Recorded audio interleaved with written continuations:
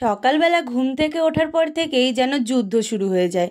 এই দেখো না, রান্নাঘরে আসার পর থেকে কত রকম রান্না করতে হয় সকালবেলাতে। আজকে সকালবেলাতে করেছি দেখো ভাত, ওদিকে ডিম সেদ্ধ দিয়েছিলাম, ফুলকপি আলু ভাজা করেছিলাম, বেগুন ভাজা করেছিলাম, ওদিকে পেঁয়াজ কাঁচা লঙ্কা ভাজা করছিলাম। তো ওটা কিসের জন্য আমি দেখাচ্ছি, পেঁয়াজ দিয়ে আর কি ডাল করব সেই কারণে। আর ওইদিকে চা করে নিয়েছি সকালবেলাতে। আর তোমাদের দাদাভাইকে খেতে দিয়ে দিয়েছি সকালবেলাতে, এই দেখো বেগুন ভাজা ডিম সেদ্ধ আর ডাল দিয়ে। আর ওদিকে ও টিফিন নিয়ে যাবে, তো সেই জন্য আর কি রুটি করছিলাম। তো রুটি দেখে হেসো না, কারণ রুটি ঠিক মতো গোল আমার একেবারেই হয় না। তো এই দেখো দাদাভাই খেতে বসে পড়েছে, আর আমি এদিকে রুটিটা ভাজতে শুরু করে দিয়েছি। রুটিটা মোটামুটি ফুলেছে, একদম কিন্তু বাজে হয়নি। তো আর রুটির সঙ্গে দিয়েছিলাম হচ্ছে ফুলকপি আলু ভাজা, এইটাই আর কি ও টিফিনে নিয়ে যাবে। আর আমি খেয়ে নেবো আর কি, ডিম সেদ্ধ ছিল একটা, আর এদিকে একটুখানি রুটি ছিল, ডাল ছিল, এই দিয়ে আর কি সকালের টিফিনটা করে নেব। ওর টিফিন বক্স প্যাকিং করা হয়ে গেছে আমার। আর আজকে আর দুপুরবেলা তেমন করে ভিডিও করতে পারিনি, রাত্রেবেলাতে দুই ভাইকে আজকে খেতে বলেছিল। তো কোনো বিশেষ কারণ নেই, এমনিই আর কি খেতে বলেছিলাম। আমরা মাঝে সাঝে একসঙ্গে খাওয়া দাওয়া করি, বেশ ভালোও লাগে।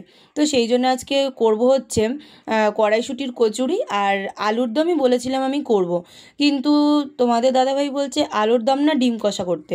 তো আমি ভাবলাম যে দুটোই হবে, আলুর দমটাই করব, কিন্তু শুধুমাত্র ওর মধ্যে চারজনের জন্য চারটে ডিম আর কি ভেজে দিয়ে দেবো, তাহলেই হয়ে গেল, দুজনেরই মন রাখা হয়ে গেল।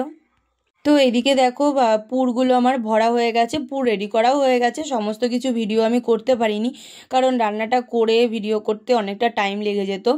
আর মানে এটা খাওয়া দাওয়ার কথা আর কি হঠাৎ করে ঠিকই হয়েছে, প্রায় তখন বাজে 8টা সাড়ে 8টা। তো তারপরে আরও যদি দেরি হয়ে যেত অসুবিধা হতো। তো দেখো এখানে ডিম কষা না আলুর দম যাই হোক, ওটা রেডি হয়ে গেছে। আর ওদিকে আমার পুরগুলোও ভরা হয়ে গেছে, ময়দার লেচি কেটে আর কি ভরে নিয়েছি। এদিকে ভাইও চলে এসেছে, আর আমি চলে গেলাম হচ্ছে গিয়ে লুচিগুলো আর কি ভাজতে। কিন্তু একা একা লুচি ভেজে বেলে মানে করাটা খুব অসুবিধা হয়ে যাচ্ছিল। তাই জন্য তোমাদের দাদাভাইকে বললাম যে একটুখানি ভেজে দিতে, আর আমি এদিকে বেলে দিতে। তো ভাই আবার সেটাকে আর কি ভিডিও করেছে। তো কড়াইশুঁটির কচুরি তো পুরটা যাতে বেরিয়ে না যায় সেরকম একটু বুঝে শুনে আস্তে আস্তে বেলতে হয়। এমনি নর্মাল লুচি যেরকম সেরকম বেলা যায়, পুর দেওয়া লুচি তো সেরকম বেলা যায় না, তাই একটু টাইম লাগে। তো সেই জন্য ওদিকে ভাজলে পরে আমার কাজটা একটু এগিয়ে যায়। তো এদিকে দেখো আমাদের সমস্ত কড়াইশুঁটির কচুরি ভাজা হয়ে গেছে, ওদিকে আলুর দম সেটাও কিন্তু রেডি হয়ে গেছে।